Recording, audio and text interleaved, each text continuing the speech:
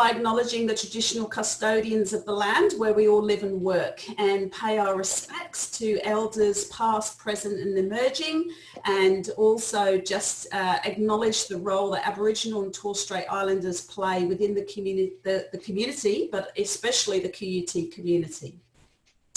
Well, I always leave my news usually till the end, and then I never get a chance to say it. And I always get so chatting that I finish up and forget my news. So this time I'm changing it. I'm doing news first, and then we'll get into the conversation. So just very quickly, many of you will know that we have some amazing courses here at ACPNS at QUT. And I just wanted to let you know that if you are thinking of starting this mid-semester, enrolments are closing soon. So contact us and just let us know any questions you've got about how to enroll if you're thinking of studying either this mid-semester or you can start in January. So just wanted to let you know that if you're thinking about it, give us a call.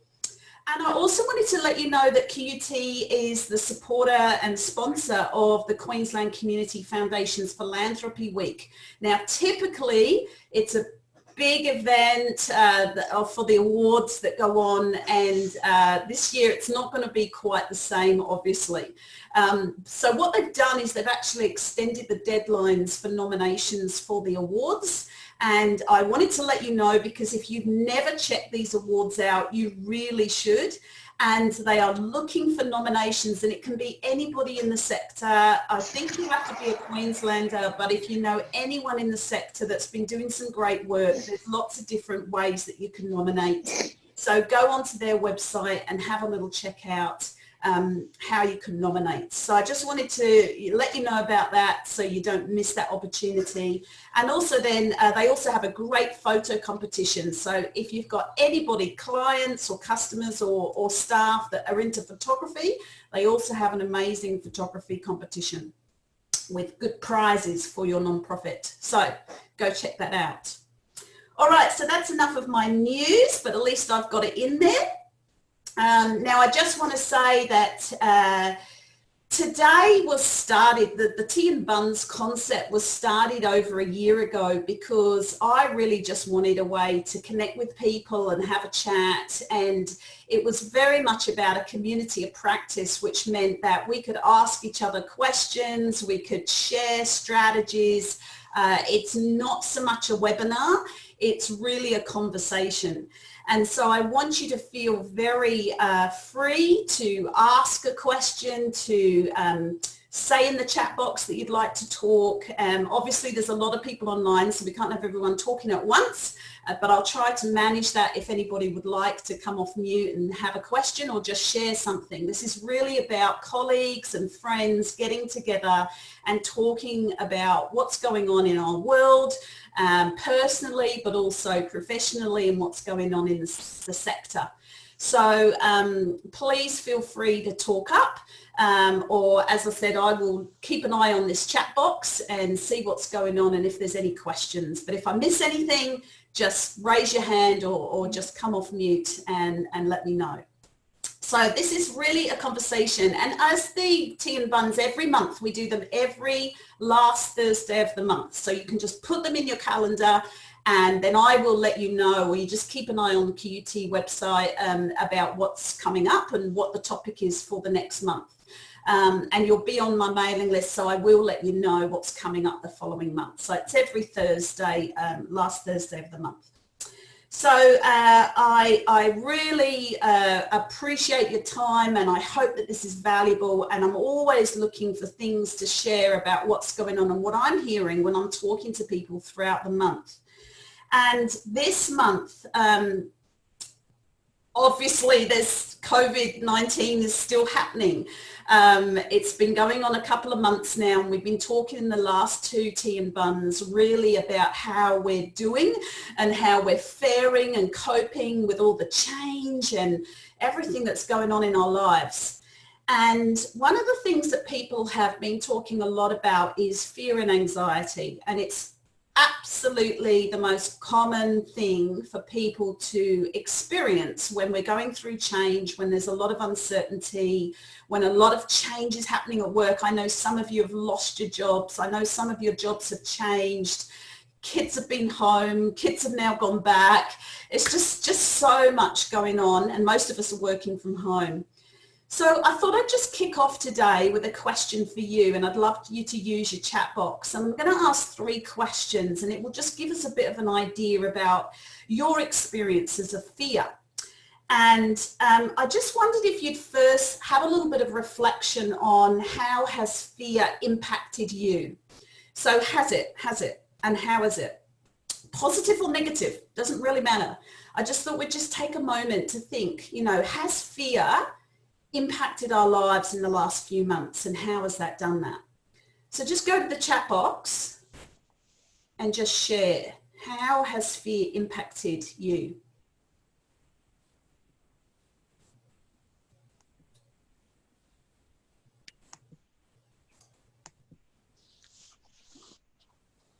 Uncertainty. Yeah, absolutely. Uncertainty does generate that level of fear and anxiety, isn't it? Because we often like certainty and control. Thanks, Christina. What else? Yeah, fear of the unknown, fear of being unable to provide for your family. Absolutely. Stress. That's right. Fear can, sometimes it subtly comes on us. Sometimes it's really in your face, but sometimes it's really subtle. Not being there for your kids and sort of reading people's signs. We've very much been that in our workplace, just trying to connect with people and ask how people are going all the time, but just not sure whether people are being honest or whether people, are really sharing how they're feeling. It's taken the pleasure out of a lot of enjoyable everyday activities. Yeah, it can really impact us severely, can't it? Thanks for sharing that.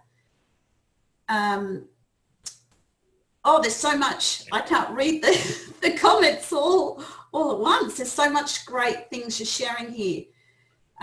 Being separated from your children. Yeah, that would be huge. Much more focused on personal security.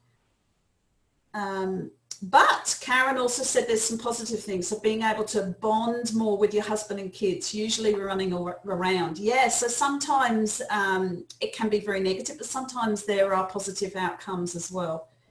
So I've learned a lot about how to acknowledge fear and use it to activate hope and faith. Yeah, wow. A lot of us are having to really go into that spiritual mode of going, wow, I've got to just find that peace and serenity in amongst all of this chaos. Thanks, folks. And I haven't read out everybody's, obviously, but thank you very much for sharing that. So the next question I wanted us just to reflect on was, has your fear affected anyone else? Or has other people's fear affected you? So is this catching? Does this affect other people? I'm just interested because sometimes we can reflect and own our own fear and anxiety, and we forget that sometimes it really does affect other people as well. Or their fear, if it's other people, can affect us. Has that happened at all to you? Impacts our kids. Yeah, totally. I've got some teacher friends who've been saying they can really sense what's going on in the family through what the kids are saying. Others' fear has made me uncomfortable in public spaces. Absolutely. I'm getting that totally. When I'm walking down the street, it's just weird how you're very just now conscious of where people are and if you're nearly bumping into people and whether people are coughing and, it's just, we're all sort of really heightened, aren't we, in our senses. Media, if we're watching the news a lot, if we're watching Facebook, I can sometimes really feel that anxiety rise when I'm watching what's going on in the news.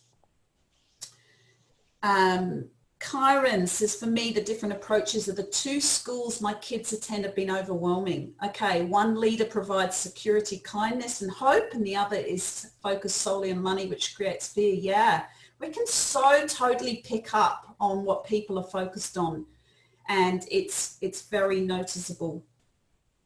Yeah, reduction in eye contact. Yeah, it's really interesting to see how different people are coping, and whether people are wearing masks or whether people are, trying to stay away from you and keeping the distancing rules. There's so much going on, isn't there? So fantastic. Thanks for sharing all of that. So my third and final question is, has anything surprised you? This is a really good reflection question, and I try to do these little questions so that you can maybe take these out and do these with your team. And this is a great reflection question, because it makes people think about, it doesn't have to be fear, of course, if you want to do it in your own team, but today we're doing fear, and sort of what has surprised you about this emotion called fear? Surprised by the level of compliance. Yeah, wow. In a few weeks, we just changed everything about what we were doing, didn't we? Because we were being told to, and we had to, yeah. How quickly people change their behavior. The increase in innovation, absolutely. Sometimes fear makes us have to think differently. Neil, I'll just get you to, I'll just mute you. Yeah, so sometimes fear actually pushes us into doing things differently and innovatively. People's resilience to change, yes, quite remarkable. Yeah, fear can really, that fight or flight really is quite strong.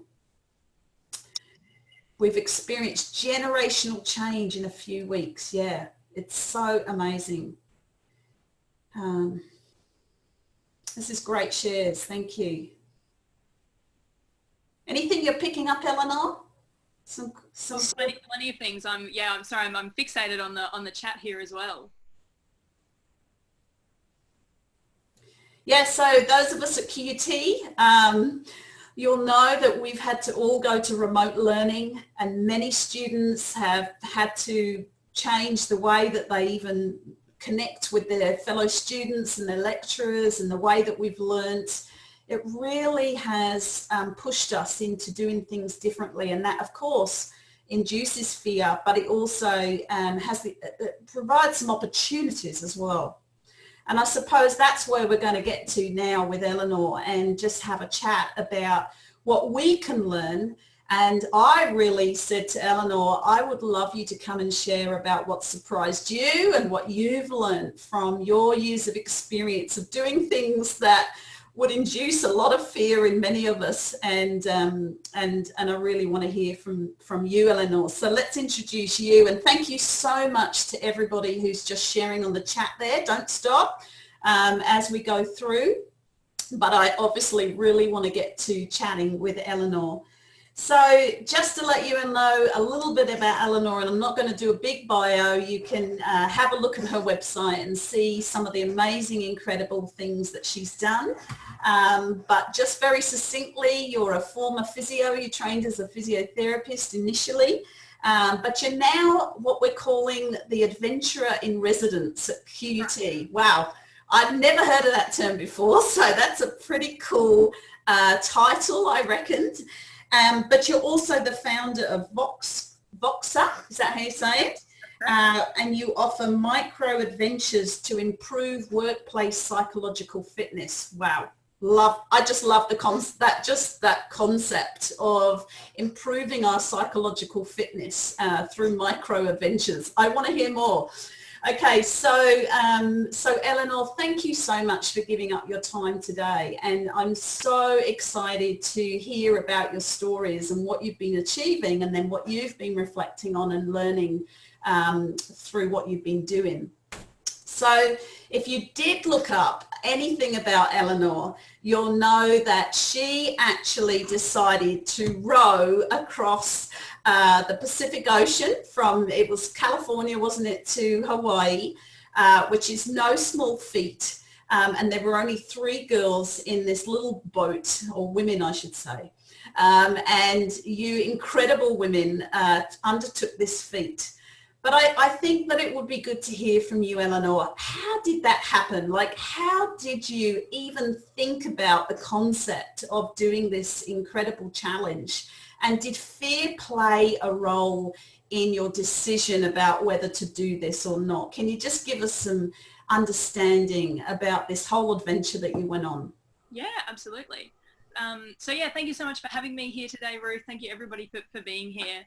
And yeah, so like Ruth said, we did undertake an enormous journey. So this was back in 2018. The very first, I guess for context, so I used to be a physiotherapist.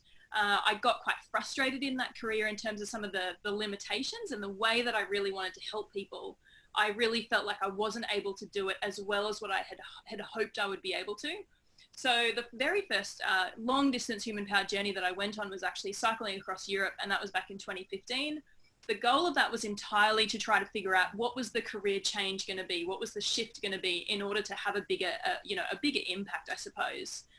But I was not an adventurous kid. So I spent more time sort of, in front of the TV, eating tiny teddies. My sister used to try and convince me to go outside and ride bikes with her, and I didn't want to go outside. So I guess, for context, I really do just want you to know that I was really not an adventurous kid whatsoever, and this was not something that was in my DNA originally. So, the original adventure more came from reading this book. It was cycling home from Siberia. These 2 guys, they cycled the entire way across Europe. And I really had this reaction of going, I didn't know that you were, allowed to do something like that. I didn't know that it was an option that was on the table. So that was sort of the original adventure. I wouldn't have been surprised if I only made it 2 days down the road. I'd never camped alone before. I'd never cycled more than about 20 kilometers before. So I was an absolute, complete novice with no idea what I was doing on that very first journey. But, turning up every single day, I did fall in love with these long distance journeys and these long distance adventures, and was really surprised, I guess, to find a part of myself that was actually able to do something like that, because I really didn't believe that it was possible before. So that sort of then led me to, have always then watched a lot of adventure documentaries and read a lot of adventurous books. And, I remember I used to read them and just think that the people that must do these things, they're, always these big, strong, burly men who are completely emotionally stable, who always know 100% of the time exactly what they're doing, with no doubt. And, through consuming all of these, the books and the documentaries, I sort of realized that the people who go and do these things, they're afraid all the time. They're unsure all the time. They're crying half the time. They're blowing up, and they're having this full range of emotions. And it was a really important penny drop moment to realize that, hey, you can cycle across Europe or you can row across the Pacific Ocean, and it's okay if you cry, and it's okay if you break down, and it's okay if all of these things happened. And all of a sudden realizing through the stories of other people that they were exactly like me and just as unsure, just as, perhaps broken's the wrong word, but, not prepared exactly. That was the thing that made it possible. So it was this documentary called Losing Sight of Shore. It's on Netflix. So if you're looking for something exciting to watch, go and watch Losing Sight of Shore. And it was about 4 British women. They rowed the entire way across the Pacific Ocean, and it took them 9 months at sea. And I watched this documentary, and I thought that it looked like the most awful thing you could ever do, just being surrounded by the ocean, but also one of the most amazing things to do. So that was a moment of fear though as well. I was afraid, I guess, that first moment when I realized that there was a yearning inside me to row across an ocean, because that's an absurd thing to want. It's a bizarre thing to want, right? It is. Yeah. And so I guess that was sort of the first moment, was even just in and of itself acknowledging that it was something that I even wanted, was confronting a very big fear. And it's also sort of confronting the fact that, you know, that other people would equally think that I was, you know, absolutely insane and absolutely crazy. So I think the part of the fear that really got highlighted for me, particularly with the lead up to the row, was the contrast and the difference between me knowing that it was something that I really wanted to do, and then me almost feeling that I was going to ruffle a lot of other people's feathers by even admitting out loud that it was something that I wanted. And then, you know, fear about my own ability and, you know, emotional stability and everything else was sort of layered on top. But, you know, we can ask some, you know, questions about that if people want, but ultimately we spent 62 days at sea. We rode for 3 hours on, 3 hours off, 3 hours on, 3 hours off, 24 hours a day for the entire time. And yeah, we managed to set 2 world records at the end, which again, the fact that that's even happened is the most bewildering thing ever. It's never something that I would have expected to happen in my lifetime at all. So I'm completely surprised, to be honest with you. So it sounds like, Eleanor, you were able to harness that fear and really overcome some of even the obstacles that you had to make it happen. So physical obstacles, but the mental obstacles as well, to really change your fear into something that you could achieve, something incredible and something world record, you know, achievable.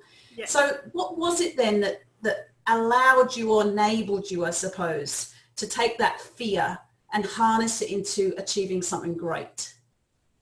Even rather than sort of harnessing the fear, it was more, I think I had to work really hard to control it and to not let it get too huge, because when I did think, you know, in the lead up to the row about the magnitude of what I was undertaking, and, you know, I'd never been at sea before. I didn't have any of the qualifications. I had to get 6 technical courses done in a really short space of time. And so, you know, part of the fear was, you know, because I think there's sort of almost 3 different elements to the fear. There was the fear of admitting that it was something that I wanted. There was the fear of disappointing or ruffling feathers in other people. And then there was the very genuine fear, which was, you know, safety for my life, basically, because undertaking a journey like this does have a lot of risk. So particularly when I was facing the fear of, you know, the physical risk, I suppose, that was the part that I had to work really hard at controlling. And I remember one day I had to go to the US Embassy in Sydney. I was walking down the street and I had to go in and get this visa. Otherwise the whole thing wasn't going to work if I didn't get this visa. And I just remember walking down the street going, "You are an idiot. Stop now, put it down, don't go. You don't want to do this. This is the worst idea you've ever had in the world. You know, you might go out to do this journey and you know, and not make it back on the other side." And everything in my body was basically telling me that you know, a wave is about to crash over your head. And, you know, so there's something that we call, a second tier problem. So in that situation, the wave crashing over my head and the fear of that happening was a second tier problem. And what I mean by that is I wasn't in the boat yet, and I wasn't in the situation where it was actually going to happen. There were a million other decisions and, you know, situations that had to arise before I would be facing that particular fear in that particular situation. So it wasn't actually a relevant or applicable fear to sort of be having at that time. The decision that I ultimately had to make walking into that embassy was going, if you choose not to get this visa, your journey is done. So standing at that decision gate, your journey is done if you do not get the visa. However, if you progress through and you get the visa, you're at least keeping your options open, and you can always decide not to go further down the track. So at that moment, deciding to walk into the embassy, deciding to get the visa was it was purely a commitment of taking one more step along the road and one more step along the journey, rather than a commitment of the entirety, because the entirety was so overwhelming and it was so fear-inducing that it paralyzed me. So the only way that I got through the fear, both in the lead up and in those first couple of weeks when we were actually at sea, because there was a huge amount of fear then as well, it was by making the tasks, breaking them down until they were so small and doable. And even if it was something, you know, sometimes rowing for 5 minutes at a time at sea was too much. And so I'd be convincing myself, you've just got to do 10 more oar strokes. That's it. That's all you've got to do. And the repetition of that process, I would have done it thousands and thousands of times with all sorts of different things in order to control the fear, I think. and get it under control, because I knew that it was something that I did genuinely want to do. So I think that's an important distinction to make as well, is, you know, if you're afraid of doing something, is it because you actually truly want to do it and you're just not sure how, and you don't really know how to get there? Or is it actually that you're going into something that you really don't want, and if you stepped forward and then said that, no, I don't want that, you're equally afraid of then disappointing other people? So there's a lot of different components to it. So now you're obviously talking about quite a big challenge, and we're not all doing those kind of big challenges, but every day we're faced with decisions that we have to make, and we're faced with uncertainty. So where do you think this fear comes from, Eleanor? Like, is it mainly our own head, or is it, you know, where do you think fear comes from on a daily basis for all of us? Yeah, I think I think it comes from a couple of places. So a big one for me has been that I've worked really hard probably over the last 10 years to break down is, you know, societal expectations and the expectations, I think, of people around me. So originally when I went to uni, I thought, I'm going to study to be a physiotherapist. I'm going to become a physiotherapist, and I'm going to do that for the next, I don't know, 10, 20 years at least, if not perhaps more than that. And I remember feeling such, I guess, fear and conflict inside myself, even admitting in the first instance, and that was perhaps actually not what I wanted. And I think we are sort of, you know, we're very trained, I think, to fit in a certain mold. And there are so many expectations that are put on us, you know, when we're growing up, and, you know, by media, by movies, by all the things that we sort of ingest and watch, that, you know, as soon as we get an inkling that we perhaps want to step outside of that, I think it's both our own internal sort of learned pressure, and then there is genuine pressure from other people as well, because they have those sort of similar learnings. So if you dare want, you know, even want to stray from the path that you're supposed to follow, I think that can be incredibly sort of, you know, fear-inducing in and of itself.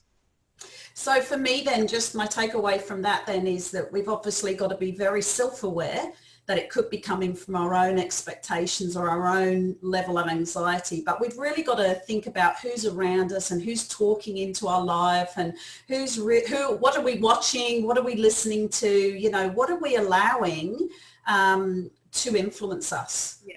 And if it's a lot of fear-mongering people or news or things that we're watching, and then we're going to be influenced by that. There's no doubt about that.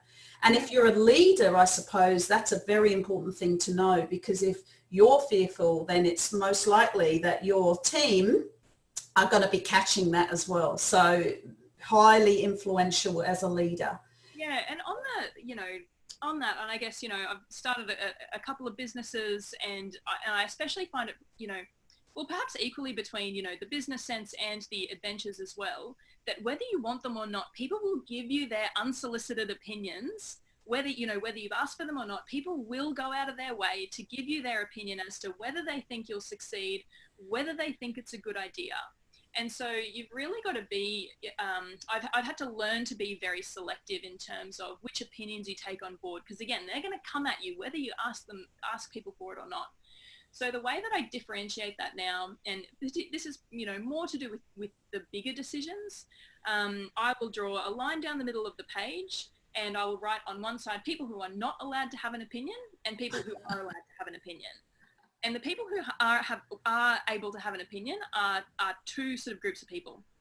It's people who have experience and have done that particular type of thing before. So whether it's actually starting the business or having gone on the big adventures. And then it's people who have my genuine best interests at heart. So for example, you know, my sisters actually don't make it onto the list of people who are allowed to have an opinion. Because they're sort of saying, no, we don't think it's a good idea for you to go and do that stuff. I know it's something that I have to do. So I'm not saying that you share this list publicly, because I think you'll ruffle a lot of people's feathers about it, but it's for you to know within your own internal compass, you know, who is really, you know, whose opinions and whose thoughts that you're listening to. Because if you're listening to the wrong people around you and the wrong voices are getting into your head, including the media as well, just like lots of you have said in the chat, to do with COVID-19, then it can really skew our thinking. So we have to be so careful whose opinions we're letting in and who we're listening to.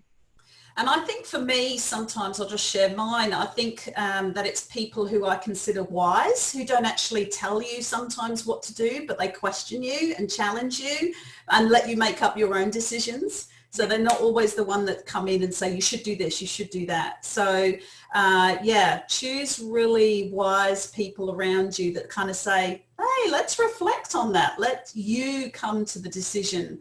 But we do need to make decisions, and we need to make sure that fear doesn't stop us from making decisions.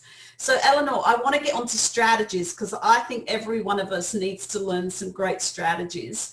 And you've mentioned a couple of things so far. So breaking things down, micro, a big challenge or a big, something that's causing anxiety, break it down.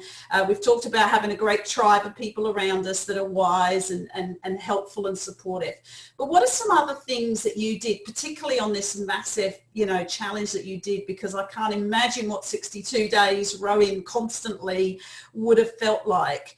What are some other things that you could share with us about how you harness that fear or use that fear in the moment to carry on, because we all got to keep just carrying on here? That's absolutely right. So one of the big strategies that we use, so Kaz and Meg are still on the screen. So I'm on the left, Kaz is in the middle, Meg's on the right hand side. So something that we did before we left was actually the love languages test. So has anybody, I don't know if anybody's already taken it, already used it, but basically in the love languages test, it comes out 5 different ways. And this is both how you prefer to express your love to other people, and then it may be the same things or different things about how you most prefer to receive love from other people.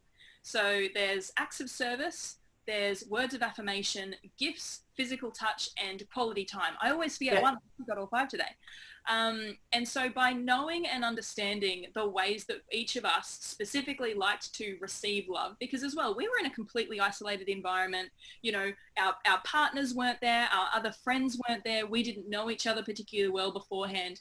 We had to be extremely proactive with identifying, what we needed in each moment, and we had to go out of our way to ask for it as well. So sometimes, this is true for us all, I think. Sometimes, of course we want for other people in our lives to automatically know, when we need love and exactly how that love is to be expressed. But it doesn't always happen like that, and people don't always get it right, and people can't read our minds. So we need to take control, and we need to be the ones to advocate for ourselves and ask for what we need sometimes. So there'd be times, so Meg's not a physical touch person, Kaz was. I'm a big physical touch person. So we would just cuddle each other sometimes, for 10 or 20 minutes, because it's what we both needed to be able to get through the day and manage that particular episode of, fear or sadness or whatever it might be.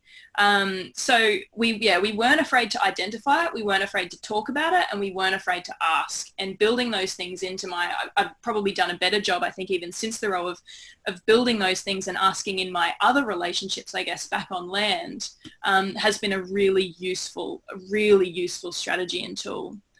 And thanks, Belinda. She's put up the 5 love languages quiz up there. So yeah, after this, you can all go and do your own quiz and find out what your love language is. And I certainly use it all the time at both home and work. So that's a great one. I love it.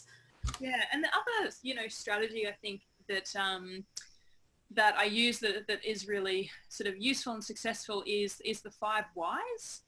So oftentimes when we feel fear, or initially when we start to feel it, we might know exactly why we're triggered in that way or why we're feeling the fear, or it might be a little bit obscured, or we might be like, we know that we're afraid for some particular reason, or there's emotions being triggered for some particular reason, but I just can't identify exactly why.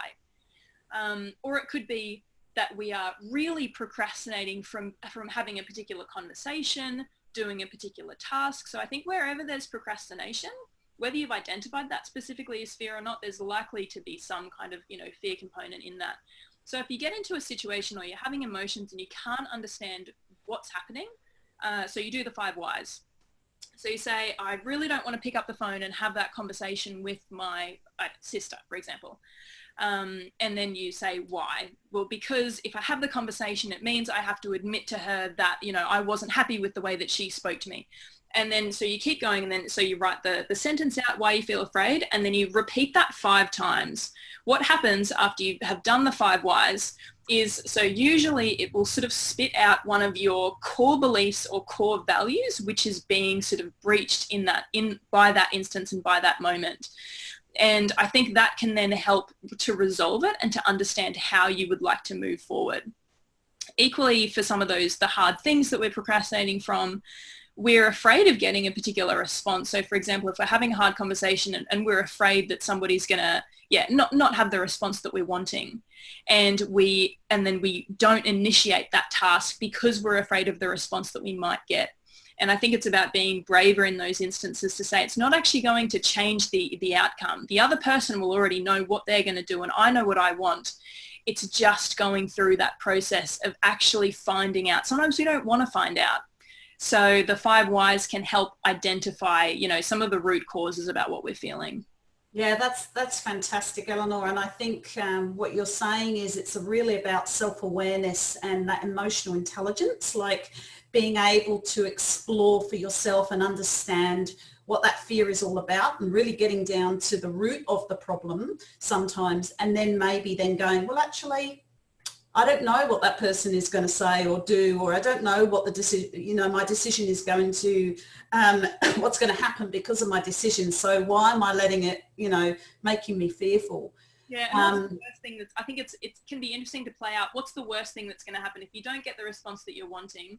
What is the worst thing that's going to happen out of that scenario? And even if that is what's going to happen, you know, we're able to figure out those things sort of in the moment. So having more faith in ourselves as well, that we are more resilient, more capable, more able than probably what we think. And until we're in those moments, in those really difficult moments, often we don't know what to do, because you don't have to know what you need to do until you're actually in that moment either. Yeah. And we sometimes, you know, don't give ourselves credit for what we can actually achieve. I'm pretty sure you said you didn't know whether you could row across an ocean. And sometimes we just don't know what we're capable of sometimes. And it's until we take that action to then we understand. And for all of my students here, you will know that I say that all the time. Just get writing your assignments, and you just don't know what you can achieve when you start writing. And again, I think that's that self-belief. Sometimes action leads to self-belief. If we sit and think about it for too long, we talk ourselves out of things. But when we actually then say, look, you know what, I don't know what this is going to turn out. You know, I don't know what's going to happen. But if I just take that first step, or if I just try, then who knows? I might succeed in some shape or form. And, you know, and yeah, we're never going to know, you know, all of the bits and pieces that we need to know, all the skills that we need to have, the knowledge that we need to have until it's actually required. So yeah, just like you said, I had no idea if I was able to cycle across Europe. I had no idea if I was able to row the ocean. And there is no way I possibly could have found out those answers without actually doing it. You can't find out if you can row across an ocean until you actually row across whatever the ocean is, or the metaphorical ocean. So you only become the person who knows how to do the thing when you're actually doing the thing. And yeah, I do struggle quite a lot with overthinking still. And the overall thing, and I work on this sort of daily, is always just default to do, because the thinking doesn't help us so much quite a lot of the time.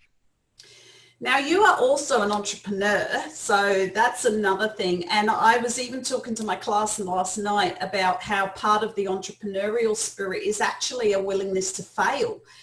We're hearing that you did some amazing, successful journeys, but we know that in actual fact, not being afraid to fail is really important as well. And that fear of failure can stop us making some great decisions. So how are you failing, Eleanor? Like, can you give us any great examples of where you've done really badly? Come on, make yourself human to us. How long have you got, Ruth? So one of my bigger sort of failings was in my first business. So I opened an innovation hub up in Bundaberg in 2016. So at this stage, I was a physiotherapist. I had never had anything to do with business. My parents were teachers. There was nobody in my immediate family who'd had a business. And then I decided that I was going to go and start a business to help support other business owners, which is completely wild now when I look back on it. And in terms of, so what I know now in terms of the entrepreneurial journey and starting businesses is, you know, you really need to validate before you actually go and build the thing. And we did not validate in that business. We followed our own instincts 100%, and we just thought this is going to be what people want and this is how they want it. And so we're going to build it. If we build it, they will come, which is so wrong. It's so on its head. And I think I within that business, I left it so long, I think, to really face up to the fact that it wasn't working incredibly well. I was sort of, you know, whenever I was looking at our financials, I was sort of really looking with my eyes sort of a bit squinted, not really wanting to know the truth. And I really did. I was not sort of admitting the truth to myself about the reality of the situation. And I was just, really taking a view of if I pretend it doesn't exist and if I just keep thinking it's going to be fine, it will be fine. And it was not that fine. It definitely improved over the course of it. But, you know, the ways in which our you know, minds can trick ourselves into holding certain beliefs is incredible. And, you know, I've definitely vowed to myself now to not trick myself, I guess, in that same sense, and just really be real about the reality of the situation. Because the thing that I learned from that was, even if the reality isn't what you want to see, ignoring it doesn't mean it doesn't exist. Ignoring it doesn't mean that it's not there. It is there, but you're just procrastinating from dealing with it. But it's not going to go away. And if anything, it's probably going to get worse. So the sooner you can face up to the hard thing and the hard truth and the hard reality, the sooner you can implement change, and the sooner, you know, you can make things better. So that was, a hard lesson to learn. So we got to embrace that idea that failure is not always bad. It's a really good learning opportunity. And so if you try something or you make a decision and there is fear involved, it doesn't matter, because even if you do fail, you're going to learn something from it. Yeah. And I think we're pretty bad at that as professionals and as the sector, and I'm talking broadly. But I think that when I work with people, I just feel that we have, again, this expectation, what you were saying earlier about, like, we've got to be professional and successful and we've got to do everything, you know, well, and, you know, and that's just not reality. It's just not reality. We fail all the time. And if we can embrace that, then the fear, you know, it goes down, it reduces, because it's okay sometimes to fail. So that acknowledgement is really helpful. And I think it's reframing it as, you know, one of the questions that I often ask myself. So it's a pivot on, I don't know if anybody's seen Steve Jobs' Stanford address that he did. I think it was maybe 2011 or 2012. If you YouTube it, it's got millions of views.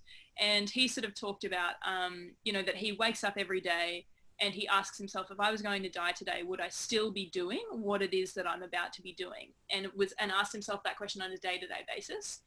So I sort of find that question, for me, I don't find it as useful asking it on a day-to-day basis. I more find it useful of saying, if I was to die in a year from now, or equally another less morbid pivot on it is saying, when I'm, you know, 90 years old and in a nursing home, what things am I going to be glad that I did? What risks am I going to be glad that I took? And particularly to do with the cycle journey, this was one of the things that really got me to start, because I didn't know if I was able to do it. And I thought, if I get 3 days down the road and I absolutely hate it and it's the worst thing I've ever done, and I, you know, get in a taxi and I go straight back to the airport, I know 100% that when I'm 95 in that nursing home, that I will be glad that I tried, and I will be glad that I at least got on that bike to begin to find out if it was even something that I might like to do. And, you know, and even if it didn't go in any way as to what I planned, I knew that the 95-year-old version of myself would be pleased with the fact that I tried.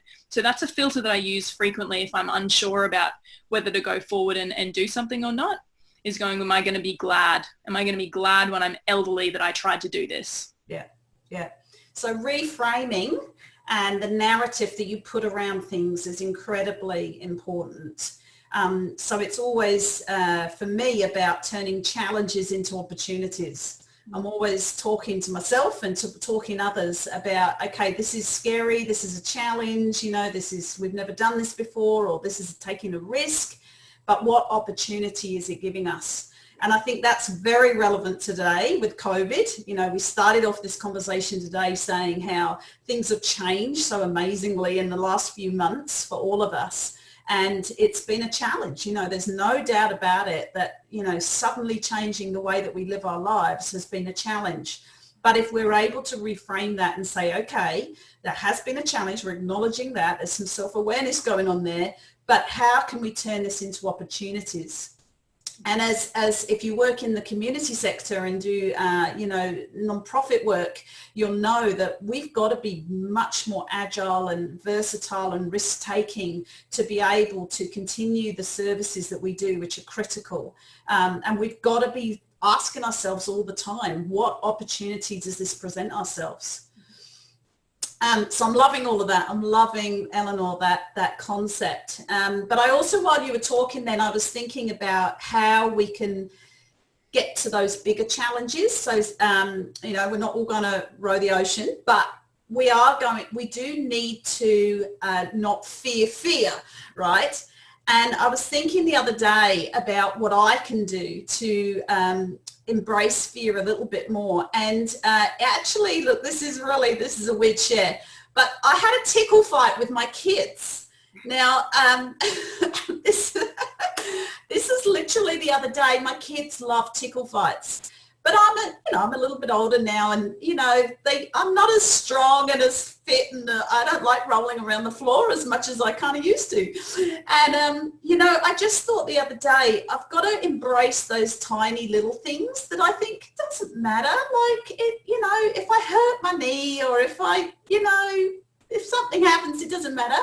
So things like just tiny things that allow you to go, you know what, I'm just going to have a go.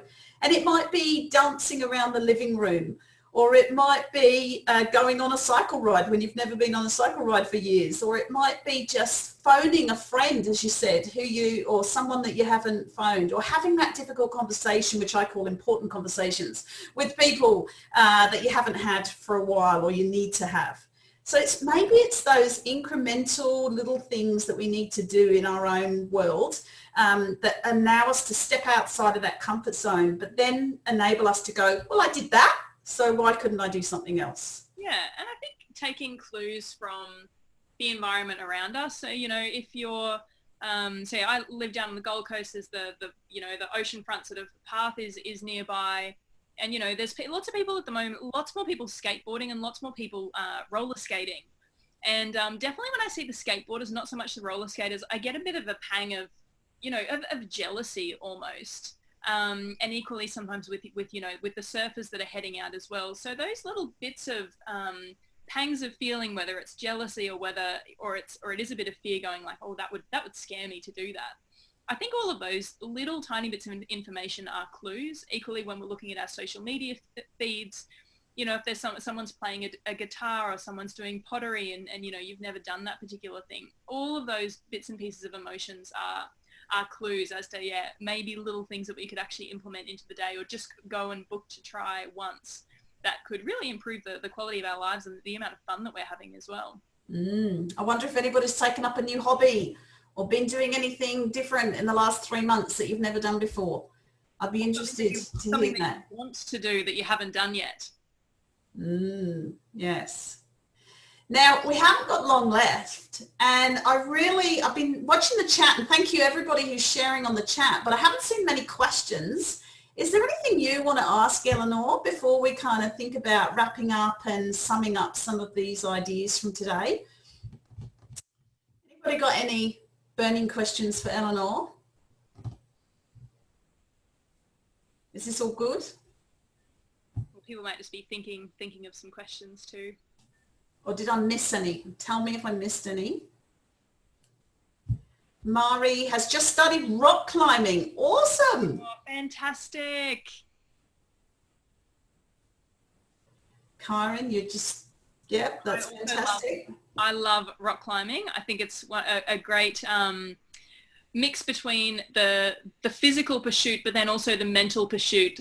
of, you know, when you don't think you're going to make that next hold and you don't think that you can do it, and really having to balance the mental and the physical. So I absolutely adore rock climbing. That's fantastic. Yeah, yeah. Running, I'm also trying to do a bit more running at the moment, which is big because I've got bad knees too. And but I'm really, again, trying to embrace the idea of getting outside and, you know, picking my feet up a little bit faster than they normally go. Victoria has a question. How did your body cope with your adventures? Yeah. How did you look after yourself 62 days rowing when you weren't kind of used to that? Yeah, so that was a tough one. So I got really seasick. So I'd, again, never really spent any time in the ocean whatsoever. I found out really when I got to California to go on this adventure that I got incredibly seasick. So that's like, that's a terrible thing to find out when you're about to spend 62 days at sea. So I was seasick for the first 17 days and was vomiting every, you know, 15, 20 minutes for the first couple of days. And yeah, there was definitely, I had kept a log of what I'd eaten for the first 12 days, and it amounted to about 1,200 calories in that entire time. So on a normal adult intake for the day is somewhere between maybe 1,500 and 2,000 calories, and that's for one day. So I basically had one day's worth of food, and a lean one day's worth of food for the first, you know, almost 2 weeks. Wow.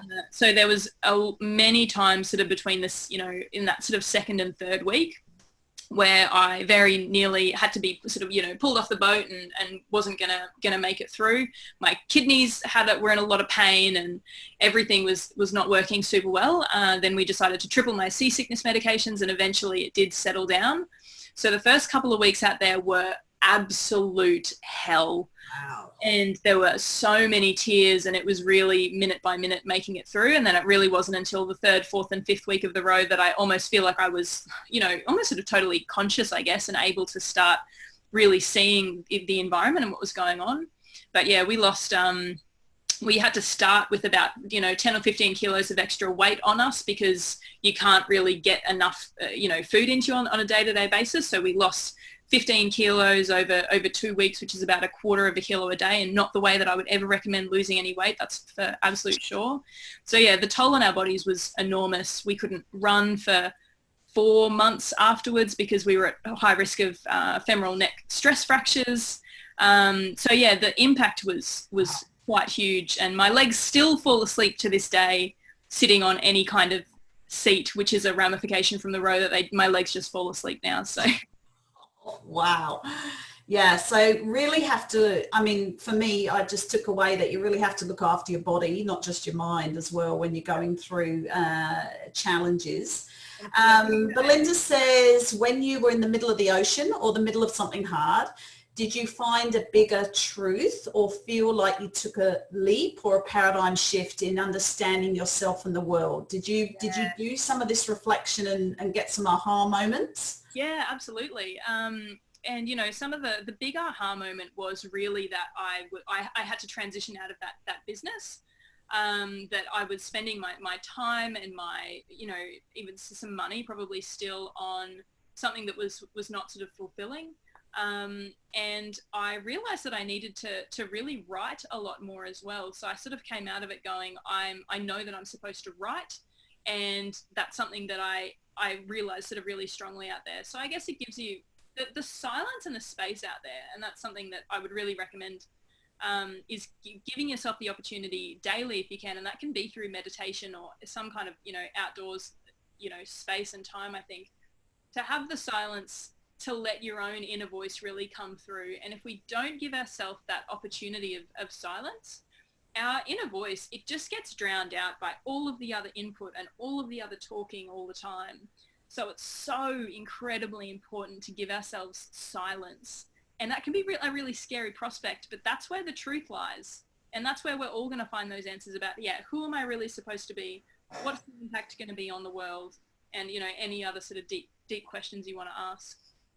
Awesome. Thanks, Eleanor. And I just wanted to conclude the session today then with just thanking you for sharing all of your wonderful tips and strategies. And these were some of the things that I wanted to just end with, which I think we've talked about a lot. but also comes out of research about how to cope with fear. And there is a lot of research that says this deep, slow breathing, this mental and physical is very connected. So if you can just teach yourself deep, slow breathing when you feel anxiety, it really, really helps. And teaching your team members how to do that as well. It's just such a simple strategy for that connection with your physical body. Developing your growth mindset. So always believing that you're going to learn and grow from whatever decision you make. And even if it's a fearful one, just go for it, and because you'll learn something from it. Proactively turning challenges into opportunities. You've got to actually say to yourself, yeah, this is a challenge, but what opportunity is it going to give me? Question where the fear is coming from. Ask yourself, is this in me, or is this something someone else is putting the fear on me? Like, really question where that fear is coming from. And then challenge your fear. Actually challenge it. Do the 5 whys, as Eleanor was saying, and saying, where is that? Why am I feeling that? Maybe I can actually have a different perspective on this. And seek other perspectives. Actually ask other people and say, would you do this? Or what do you think about this decision? And some people will just say to you, well, that's a no-brainer, or, well, why are you frightened about that? Or why is that giving you anxiety? There's a whole lot that we haven't really talked about in terms of what you can control and what you can't control. We spend so much time worrying about what we can't control. And that is, wasting a lot of our time and energy when we are frightened about things that are not even in our control. I talk to my kids about that all the time. And we really have to just think about what we can control. And it's usually our mindset and the decisions that we make. And then, of course, find your tribe, find the people around you that are going to support you, encourage you, challenge you wisely, and really get behind whatever decision you make and cheer for you, and then help you to reflect and debrief when you're coming away from decisions that you've made. So I'd love to leave you with those strategies, and, thank you for everybody who was sharing and putting up links. That's awesome. I hope that you can go away and have a check out of some of those things. And once again, Eleanor, thank you so much for talking to us and sharing some of your experiences. So, zoomed in. Oh, that was interesting. I don't know how I did that. Okay, well, the last slide just said next month. It's the last Thursday of the month, and I will let you know, folks, what's going to happen there. But if you've got anything that you think we should talk about as a community, please let me know. If you've got anybody who's got a great story to share, let me know. Give me an email, and have a wonderful day. Face your fear. Don't let it stop you making decisions. And I would love to hear some feedback of anything that you've got out of today. So thanks, folks. And thanks again, Eleanor. Have a wonderful day, and we'll see you next month. Thanks so much, everybody. I dropped my email in the chat as well. If anybody wants to get in touch for any reason, I'm an open book. So thank you so much. Yeah, fantastic. And check out Eleanor's website. It's a good one. And it's actually being rebuilt at the moment, so you'll get a landing page, but check back by tomorrow. Okay. It'll be right back. All right. See ya. Bye, everyone.